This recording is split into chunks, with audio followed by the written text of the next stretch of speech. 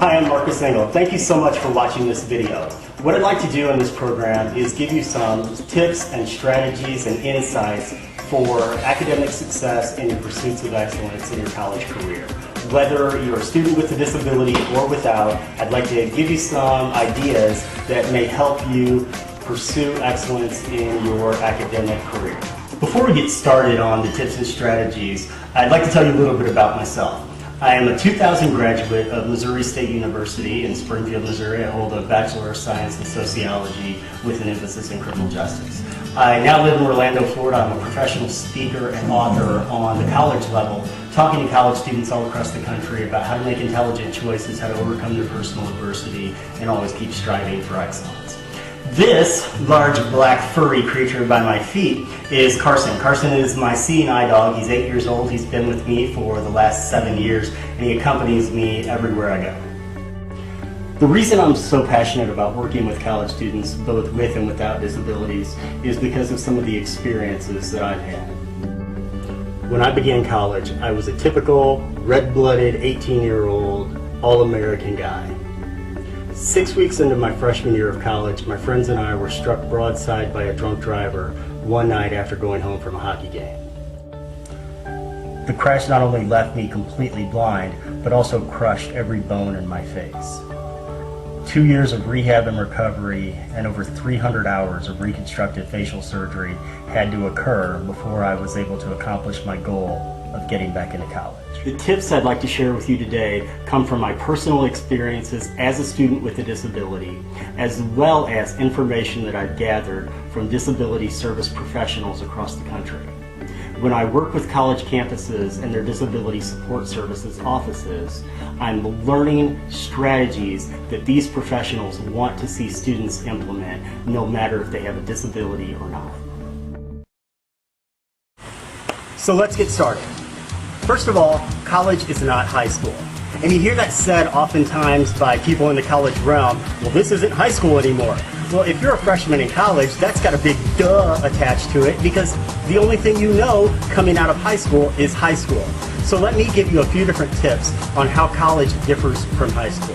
The absolute number one biggest difference is that college is made up of adults.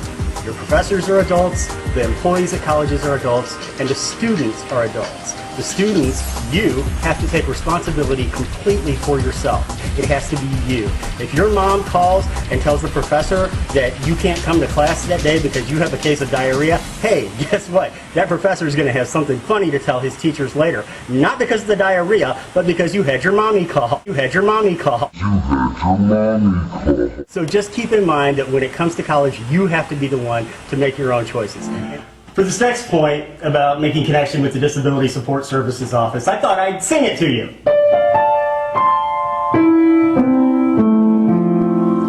Going to the office is for disabilities.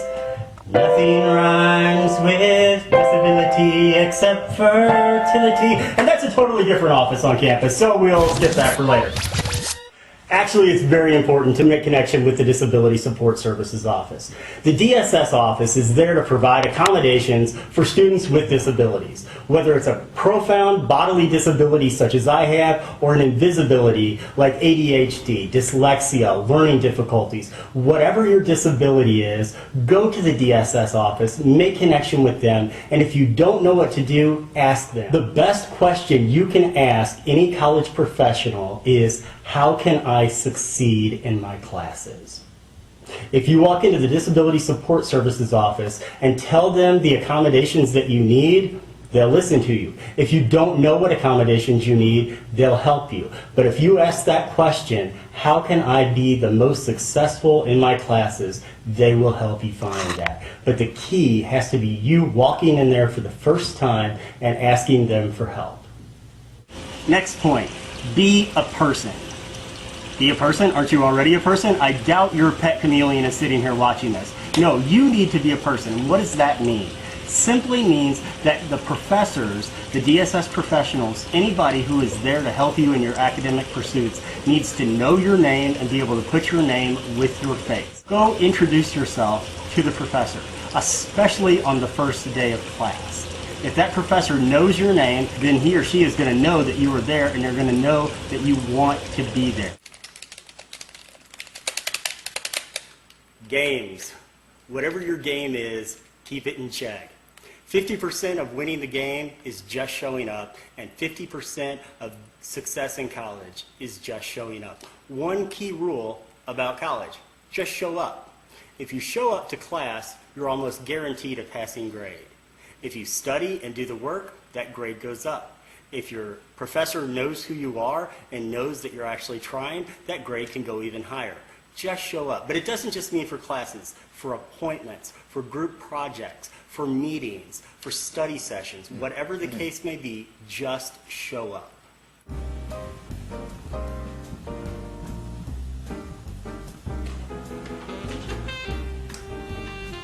Get to know your own disability. Get to know how your disability manifests itself in your learning process. If you have an invisible disability, such as ADHD, a learning disability, dyslexia, get to know the best ways that you need help. If you don't know how you need help, stop by the DSS office and ask them.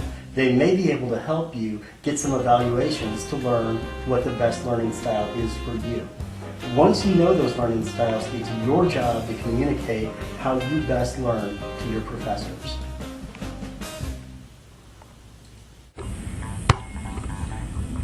Get involved. Get involved. Intramurals, sports, recreation clubs, activities, groups, councils, student government, fraternities and sororities. Get involved. My stepson is a sophomore at the University of Florida this year, and I apologize to all you FSU fans, but now that my money goes to the University of Florida, I bleed orange and blue. Whenever we took my son up for orientation last year, one of the biggest pieces of advice I thought was worth sharing with you today.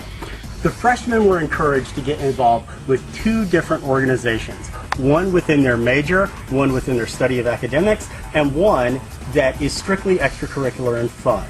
Whether that's the Harry Potter Club, or if that's the intramural soccer team, or that's a fraternity or sorority. Whatever it is, get involved with things at your school and stay there and continue your education. I'd like to thank you again for taking a few minutes to better your college career and better your college performance by watching this video. I hope you found it important and enlightening and gave you some good food for thought. And if nothing else, I hope it was at least a little bit entertaining. Ultimately, you decide how good or how bad your college career will be. So please, what? You are so terrible at that, Mom. What? Martha told me to come stick my finger up your nose.